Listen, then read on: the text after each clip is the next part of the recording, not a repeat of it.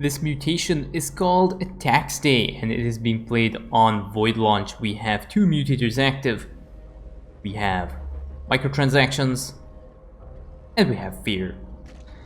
So overall, this mutator set is not particularly difficult. It is, I think, a little bit more annoying than difficult. The microtransaction seems to take away a lot of the core Starcraft mechanics, which is the micromanagement of units. You get punished for basically, no pun intended by the way, but you do get punished for microing your units, which is a little bit unfortunate. Speaking of which, we have Punisher over here, who is joining in and who has submitted a replay for me to cast, because I actually had not received any submissions for this weekly mutation. Apparently Ancalagon could not come up with any more meme builds, so Punisher had basically submitted this. And if you do not know who Punisher is, he is a YouTuber as well. He does do co-op content. His co-op content is in German, so if you are German or you do enjoy German gamecasts, go check out his YouTube channel. So let's have a look at the masteries while the players do get set up here. We do have Stukov, who is being played by Punisher, level 1000 Ascension player, and we have the points allocated to the Volatile Infested, we have the Apocalypse cooldown, and we have the Infantry duration. Pretty much the picks here if you were going for an Infested-centric build. For Karax, we have 30 points of the unit Vitality, 30 points of the Repair Beam, and then 30 points of the Spear of Dune Energy. Now, I think this might be a mistake given this mutation set. I think the intent here was to have 30 points into the Structure HP Mastery instead. Because if you are playing up against Fear, you probably do not want to use as many units as you would ideally want to use. So, even though Karax's units do have a lot of HP and Fear is an HP-based percentage chance to get applied, I think the intent here was probably go for the Structure HP Mastery instead. And the other thing I'm also not really sure is why Karax is not using the Spear of Dune Energy to clear. You don't really need the initial Spear of Dune Energy, you can use it to clear your expansion. You can put down 1 or 2 cannons to end up clearing these rocks, but in general you probably want to use your Spear of Dune Energy to completely clear your expansion. So it takes about 100 energy to do that. You can see now the first attack wave has spawned, and it is the Disruptive Artillery, which is the old Robo Reaver composition, I think that's what it was called. And it'll have Adepts, it'll have Reavers. These things have a lot of strong anti-structure attacks, so you have Reavers and Disruptors and Immortals and all sorts of nasty stuff that you don't really want to deal with. And now we just have like a couple of Orbital Strikes to end up cleaning up these Adepts as well. So you can see like Karax is flowing about 150 Spear of Dune Energy. You can actually use that to clear his expansion, but that is fine. You can see Stukov has already taken out his main rocks and one of his gas rocks. His second gas rocks have also been cleared, and now he will be putting down his command center, and Karax will be just not too far behind on that. And Karax is going for, yeah, so he's basically queued up his structure upgrades, his structure attack upgrades, and I think the intent here was to go for the Structure HP Mastery instead of the Unit HP Mastery, but that should be fine. Right now, Karax is in a really good spot into where his power level is. I think a lot of people do complain about Karax and his strength, basically, overall, because I think people try and go for the unit-centric builds, and they try and rush out his Immortals or his Energizers or, very mistakenly, his Carriers, but the way I've been playing Karax recently is I have been rushing the Spear of Dune upgrades. Every single upgrade for the Spear of Dune, it doesn't really matter whether it is the Solar Flare upgrade or the other one for the Orbital Strikes, which I keep forgetting, but it's that stun upgrade. I just go for a full level 3 Solar Forge upgrade. All the upgrades in the Solar Forge I try and rush out as quickly as possible. And I found that that really improves Karax's power level. And I just basically mineral dump into Sentinels, and that seems to work really well. So you have to kind of change your way, and you have to kind of adapt your playstyle to how Blizzard really designs their commanders. Now, unfortunately, not the same thing can be said for Stukov. Stukov is still, I think, generally speaking, at a lower power level than the rest of the other commanders in the game. I think Stukov's early game is getting a little bit better after the recent buffs to him and the cost reductions to his stuff, but overall he is still not on the same power level as the other commanders. I think his early game is definitely lacking a little bit. But we can see here, Karax has already taken his expansion now, Nexus is down, and he's going into a full static defense build here. He's going into full def mode, and he will be defing this mission against the onslaught of Amon's armies. and trying to take out those shuttles as well. And we have repositioning here of the infested colonist compound. And this is something else that is integral to Stukov plays. You should be repositioning your structures to get them a little bit closer to the battlefield when possible. And this is the most important structure here for Stukov. The infested colonist compound just gives you free units, and you kind of want to use them as much as possible and maximize their utility to the game. Now, unfortunately, because this area was not cleared out and there were no player units here, the attack wave that has spawned will usually not go down this ramp, and it will make a beeline towards usually this player's space here. And this is going to be a bit of a problem. We have an infest structure from Stukov to try and help Karax out. We have a few orbital strikes that get dropped and takes out a good chunk of these sentries here. There's one more sentry that's just barely alive there with 3 HP, ends up surviving. And now these hybrids are going to be a bit of a problem for Karax, but there's the infest structure is going to help a little bit, but now it's just a bunch of hybrids that end up getting picked off by the cannons, and now the adepts as well having cleared out. So, we now have a bunch of infested that are making the way. They're slowly, through a battle of attrition, they will end up cleaning out the Amon's units here. You can see already upgrades are on the way for Stukov. He's already gotten his aggressive incubation upgrade, which I think ends up is the one. Isn't it the one that spawns like the broodlings from the infested units? I think that's the one. But as soon as these upgrades start coming in, and they will start improving the quality of the of Stukov's pushing ability. Actually, this one is the alien. This is the upgrade for this one.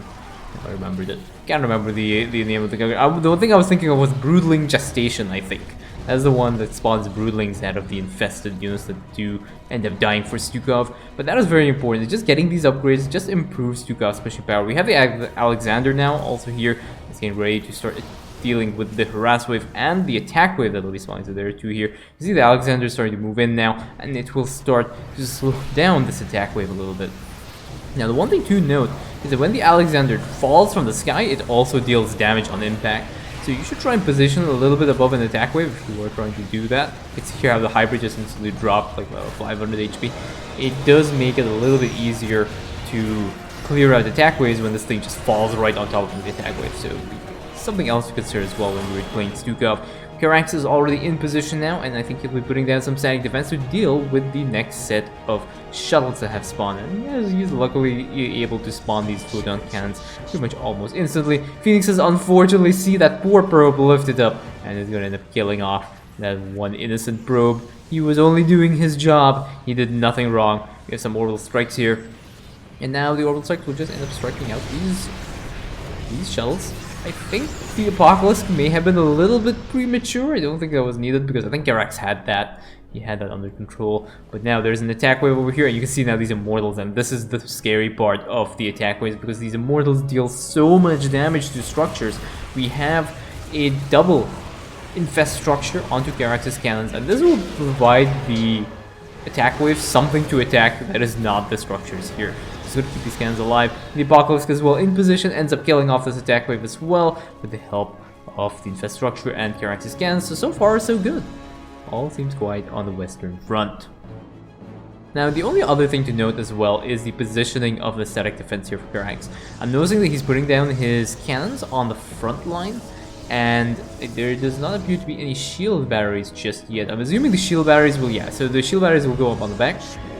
This order should be replaced a little bit. They should be flipped around, so the shield batteries should be on the front and the cannons should be on the back line. And the reason behind that is because when an Amon unit starts to approach this front line and it sees the shield batteries, it'll aggro the shield batteries. But as soon as the cannons start to attack, they will actually walk around the shield batteries to take out the cannons. And just because they have to walk around those shield batteries, it gives you a little bit more time to deal damage, and that makes them a little bit more effective, makes your static defense a little bit more effective there. If you want to see the optimal layout here for if you want to see an example of how this looks, you can go to the Starcraft2Coop.com Karax guide, the Karax commander page, and near the bottom of the page there is a picture of what a layout looks like with the shield batteries in the front, cannons in the middle, Energizer in the middle between the pylon, and then Kaidarn monoliths on the back. And if you set that up, that seems to work really well, especially if you're doing a tower pushing kind of Karax build. I don't do tower Karax very much anymore. I just don't find that playstyle very interesting. It's a very nice meme kind of build, but I find it very difficult to micro and utilize my resources effectively. You can see now a bunch of Immortals have spawned, and Karax really does not want those Immortals to start attacking his cannons here. So very luckily for him, Stukov's army, or Stukov's infested, they have managed to pull that away. So all that is left now is just these shuttles completely undefended, and the tunafish hybrid that was accompanying it also ends up getting killed off. And now we just have a bunch of hybrids. They're here, and they're just being delayed by these infested units. But see how the fear debuff is getting applied. Every single time this hybrid hits one of these infested units, they end up getting feared. Very high chance of them getting feared. And because fear is a debuff that is applied as base as a percentage of the HP of the unit that is getting attacked. So if the unit that's getting attacked has lower HP, like Stukov's infested for example, there's a very high chance they will end up getting feared. But if you have a unit that's a little bit more tanky, then they will have a less chance of getting feared. And this is why I was talking about Karax's units being also reasonably okay choice here. You could probably play Karax normally and be fine here, because Karax's units are really tanky. Sentinels have something like 200 HP, and I don't know how much shield. I think they have maybe 100 shield, 130 shield if you have the masteries allocated. So they are reasonably effective at dealing with this kind of mutator if you're not going for a static defense build. But to be honest, the static defense build here is pretty much the optimal build for Karax. Karax's static defense, especially with structure HP mastery, it's just absolutely insane. They have really strong, they have a very large HP pool, but they also have access to the repair beam, and Karax's cooldowns, his Spear of Adun abilities are really powerful. So do not forego them. Do not underestimate how strong Karax is, especially when it comes to the power of death. Especially when there's a mission where you have like just not a lot of infest coming your way. Not Dead of Night. Dead of Night, I think Swan is a little bit better for defending. For this kind of mission, Karax is decent. He works reasonably well. The other option is, of course, you go for the ultimate deffer, who is Swan. Because Swan is just absolutely nuts as a commander, especially static defense. Double pronged wave now, and we have a hybrid that has started to channel onto this research vessel. Let's ignore everything here, and now we have an attack with this coming up. This hybrid behemoth on the front line tanking so much damage, but unfortunately there is not enough HP in the hybrid's HP pool to deal with the onslaught of attack wave. And now we can see another set of infest structures that have come down just to stall this attack wave while these bunkers deal a lot of damage to the Amon units here. These shuttles have been picked off by Karax's static defense as well, so this shuttle wave has been dealt with reasonably well. Alexander as well has been dropped, and you can see now Karax is just setting up the fortifications that he needs to be able to deal with the subsequent attack waves that will be coming up in this mission. Alexander ends up crashing right on top of the bunkers. Luckily there's no friendly fire, so that is good. And now we have the triple wave that has spawned. And this triple wave is going to be a little bit tricky to deal with. It is going to be one of the scarier waves that will come up, because what really happens here is when you have this triple wave spawning, you will have the triple wave, you'll have the escort coming up, and then there will be an attack wave that will drop, that will line up with this triple wave. Blizzard has designed it in this way that the attack wave lines up with the shuttle escort, so you have a very large chunk of Amon units that you'll have to deal with. And usually for this case, you'll probably want to have a good number of cooldowns ready to deal with it if you haven't actually cleared the enemy bases here. So these commanders haven't actually pushed into this mission, so this will be a little bit more difficult to deal with. It'll provide them with a little bit of pressure here. We have Stukov as well, who's rallying his infested to try and preemptively clear this third bonus area, but now the stack wave has spawned. And you can see right now there's just an apocalypse here, but you can see the stack wave now. There are a bunch of Reavers, and these Reavers dealing a good amount of damage to this apocalypse, but Karax's repair beam is keeping it alive. And now Karax has used his solar lance with the solar flare upgrade. And just see the amount of damage output that Karax is able to output as a result of that. The solar lance just ends up completely wiping out that attack wave, and everything else just gets cleaned up by the bunkers and the line of static defense here from these commanders. The IDEF build is strong here, and that is basically it for this attack wave. Forces under attack. We just have some random infested that are just moving around here, but that is okay. Nothing really too serious. Swarm forces under attack. Unfortunately, these overseers are getting focused down. This hybrid actually abandoned the shuttle wave just to try and kill these overseers. I have no idea why this is happening, but Amon's units are just so weird recently. The Stukov decides to just push a little bit into Amon's base here, trying kill some of Amon's units out. And you can see here, Stukov has spawned a total of 1,000 infested units right now. This is the total infested units that have been spawned by Stukov. And this is the total Spear of Adun damage. So we're sitting at 15,000 Spear of Adun damage, 1,000 infested units that have been spawned by Stukov. And that is not it. There's still another wave here that is coming up. But this is going to be a double-pronged wave. Again, there'll be a harass wave on this side, and there will be a full-fledged attack wave that will be spawning in this choke point here. So this wave is not really going to be too bad. There are a few straggler units that were left over here, but this is going to get cleaned up by Karax very, very quickly. So harass wave ends up spawning, harass wave gets deleted by Stukov, and now we have an attack wave that will be coming up here, and this is probably a good time for Karax to probably utilize his Solar Lance again, because the Solar Lance is going to be so good at dealing with these Reavers. You do not want those Reavers hitting your precious static defenses here. Lots of Disruptors coming up. We have an Infrastructure to again draw aggro away from these units, and these things end up focusing down these Disruptors. Reavers on the back line though dealing a lot of damage, but now Karax uses his Solar Lances, and that has ended up, just see the amount of damage output from these Solar Lances, just so much damage.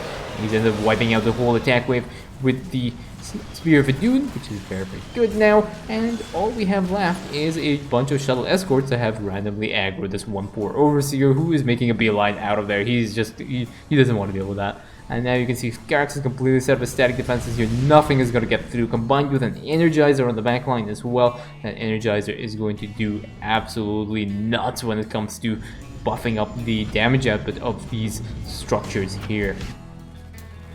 And now I believe we are at the last shuttle wave. The last shuttle wave now, the first one has spawned from the middle, and this is going to be again a little bit difficult. There are a lot of A1 units, and in addition to that, the shuttle escorts now are escorted by heroic capital ships. So if you're playing up against Protoss here, they will be escorted by motherships, the big mama ship over there, and which means that these things are going to be cloaked when they are going to be coming through. So there'll be a lot of A1 units there that will be cloaked, and that is going to be a problem, especially because you're not spawn camping this area. In general, what you want to do is you want to try and push into these Amon bases here and just set up your static defense right around the warp conduit, so you don't even have to deal with the attack wave. But the attack waves will be spawning this one, and this is going to be a full-fledged force here that will be coming out. And now here you go, you can see the attack wave has spawned. Just look at the amount of disruptors here, just completely shreds the infested units that are there for Stukov. But Stukov has already planned for this, and he has a lot of number of units here that are just going to be pushing in and just stalling this attack wave here. And this is going to cut the attack wave off from the shuttles, and you can see now Karax is using Solar Lances, and this is just a damage output of the Solar Lances, doing so much damage to these units. All these units end up burning in the fire from the Solar Lances here, and you can see here the strength of Karax's static defense here, just standing completely strong. These shield batteries healing everything here. That mothership stands no chance against Karax's army. This thing is completely gone, and over here as well, everything is completely gone. And Karax has lost a total of 3 probes in this entire mission, just to show you that Karax is just absolutely nuts when it comes to static defenses, and that is GG.